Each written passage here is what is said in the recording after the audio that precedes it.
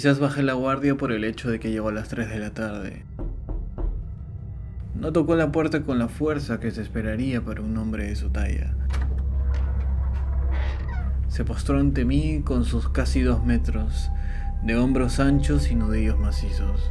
Cuando le pregunté cómo podía ayudarlo, metió su mano en el bolsillo de su abrigo, sacó un sobre y me lo pasó. ¿Quién viste con abrigos en verano? Tomé el sobre y le di un vistazo. El frente había sido estampado varias veces con información del centro penitenciario de Saint Louis.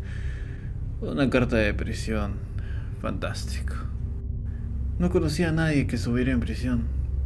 Luego me fijé en una nota adhesiva sujetada con un clip al reverso del sobre. Simplemente decía: por favor, permita que el mensajero esté presente para que sea testigo de la lectura de esta carta. Miré hacia la figura del hombre que se imponía en mi pórtico. Aunque era grande, no parecía ser amenazante. En todo caso, su sonrisa tranquila me hacía pensar que era un tanto amigable. Le pregunté si sabía algo del contenido de la carta, pero el hombre alto se encogió de hombros. Asentí y lo invité a entrar. En la cocina, nos sentamos en la mesa uno frente al otro. Le ofrecí algo de café, pero declinó en silencio. Observándolo una última vez, pelé la solapa trasera del sobre y extraje la carta de 10 páginas, garabateadas con caligrafía apresurada, sobre papel amarillo rayado. La carta empezó. No me conoces. Probablemente nunca me conocerás. Recibí la pena de muerte en el centro penitenciario de Saint Louis.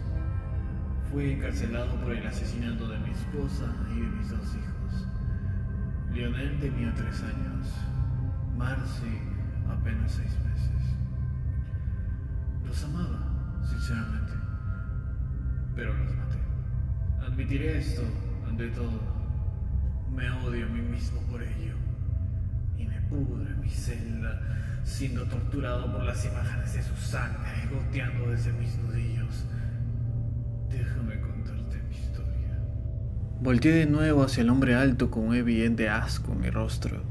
Su sonrisa calmada y tenue no flaqueó mientras me observaba.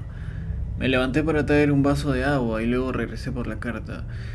El autor de la carta, cuyo nombre descubrí que era Fitz Willard, había sido encarcelado hace 2 semanas y empezó a escribir la carta tan pronto como tuvo acceso al correo. Nunca explicó cómo consiguió mi dirección o por qué me escogió a mí para compartir su historia, pero la historia sin duda era brutal. Fitz declaraba que había sido maldecido. Mi primer pensamiento era que sufría de esquizofrenia, pero explicó que había sido evaluado para ello sin ningún resultado. Insistía con que un espíritu demoníaco estaba atado a él. Este espíritu maligno se burlaba de él y lo torturaba a cada momento del día. Le susurraba actos despreciables a su oído cuando se acostaba en la cama. Aparecía en su reflejo cuando pasaba por los espejos. El demonio le sugería crueldad constantemente y llenaba el cerebro de Fitz de inseguridades, fobias e ideas siniestras.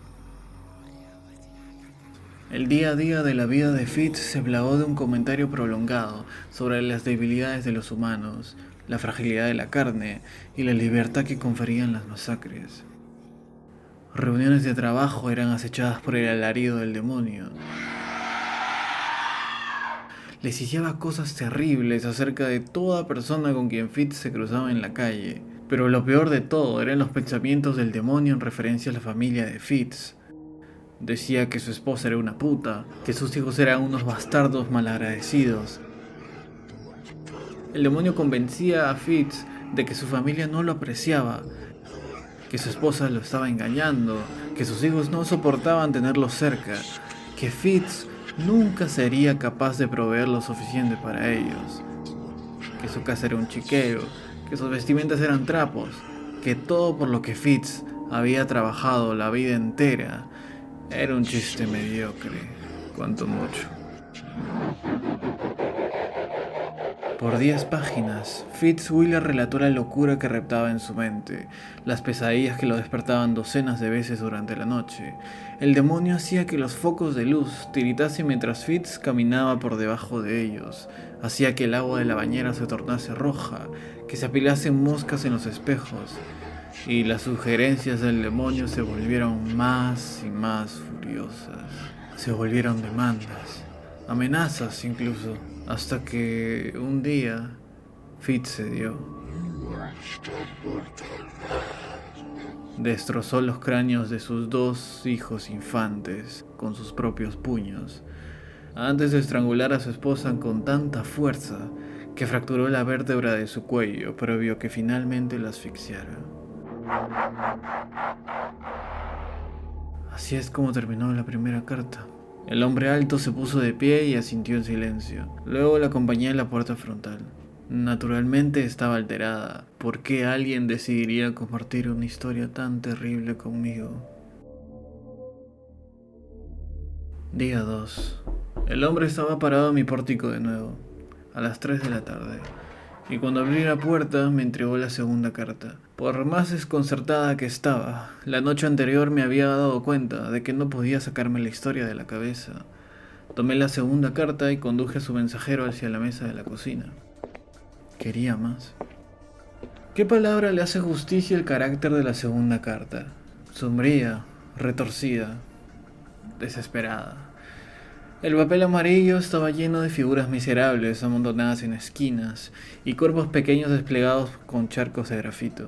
La segunda página de la carta era simplemente un gran dibujo, la expresión de una mujer carcomida por el sufrimiento, con su boca desencajada y su garganta repleta de larvas, arañas envueltas en su cabello, lágrimas surcando su rostro, sus manos sujetándole la cabeza, incrustando sus aserradas uñas en sus mejillas. Esta segunda carta me dio el nombre del demonio, Grimdit, el atormentador. Fitz profundizó sobre su descenso a la locura, la llamada sollozante que hizo el 911 mientras estaba de pie frente a los cuerpos inertes de su familia. Habló del juicio y de cómo incluso en la corte, Grimdit se sentó detrás de él en la mesa del acusado y pronunció insultos a todos los presentes. Grimdit exigió que Fitz cogiera el arma del alguacil al final del juicio, y Fitz lo hizo. Esto llevó a una golpiza. Grimdit dijo que Fitz debía pararse a un lado de la puerta de su celda, a gritar profanidades y amenazando a los guardias. Esto llevó a una golpiza mayor. Grimdit le dijo a Fitz que la escupiera al juez al día siguiente en el juicio, y por lo derrotada que estaba su pobre conciencia, debido a la constante influencia del demonio, lo hizo. Le daba un vistazo con frecuencia al hombre sentado al otro lado de la mesa. ¿Estaba al tanto del terrible relato que se me contaba? ¿Es por eso que era tan importante que estuviera presente? Su sonrisa gentil nunca titubeó, nunca se desvaneció mientras hojeaba distraídamente mi cocina. La carta terminó con otro dibujo, esta vez de todo el juzgado cubierto de abogados masacrados y el juez colgando de su cuello sobre el estrado. Todo había sido bosquejado con lápiz y huellas digitales grises presionadas contra el papel amarillo.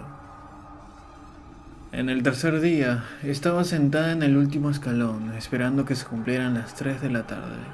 Justo a tiempo el mensajero llegó, y sin que nos dijéramos nada, le permití pasar por mi puerta.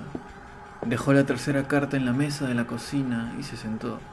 Pelé el sobre y me senté con una taza de café humeante por mi codo. En su tercera carta, Fitz habló sobre sus días en prisión, sobre cómo, desde su encarcelamiento, Grimdit lo acusaba. Describió lo lento que era el proceso de pena de muerte, que podía morir de viejo en su celda antes de que la fecha de ejecución se fijara. Su caligrafía se volvió un garabateo casi legible, su escritura era frenética, era un ratón atrapado en una jaula, siendo incitado constantemente por las cavilaciones de Grimdit. La sanidad de Fitz había acabado hace mucho. Hizo un bosquejo de sí misma embarrando algo en las paredes de su celda con sus manos. Asumí que eran heces. Fitz dijo que estaba pensando en arrancarse las orejas con la esperanza de quedar sordo y escapar por fin de los susurros de Grimdit. Las páginas amarillas tenían manchas en ellas por las lágrimas de Fitz. Se disculpó por eso. Luego, en la última página, una chispa de esperanza, como si se hubiera detenido y recuperado la compostura. Su caligrafía se hizo limpia y clara de nuevo. Las últimas líneas decían: Grimrit se ha aburrido de mí. Al estar encerrado de esta manera, no le sirvo de mucho. Me reveló el método para terminar la maldición. Bueno, no realmente, porque la maldición nunca termina. Por eso te estoy escribiendo, para pasarle la maldición a su siguiente víctima. Pero dado que aún me queda un fragmento de mi humanidad, al menos te diré cómo se hace. Tienes que hacer que alguien más adquiera la maldición, de la misma forma en que me sucedió a mí, al invitar a Grindy a tu casa 3 veces.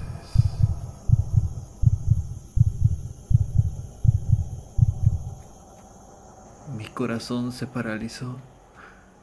No me atreví a respirar conforme alzaba la mirada hacia la firma burlona de Fitz, hacia el hombre alto que me veía a los ojos. Aquellos ojos eran una negrura infinita. Esa sonrisa cruel se amplió más que nunca. Quema la carta. Demandó Grindit.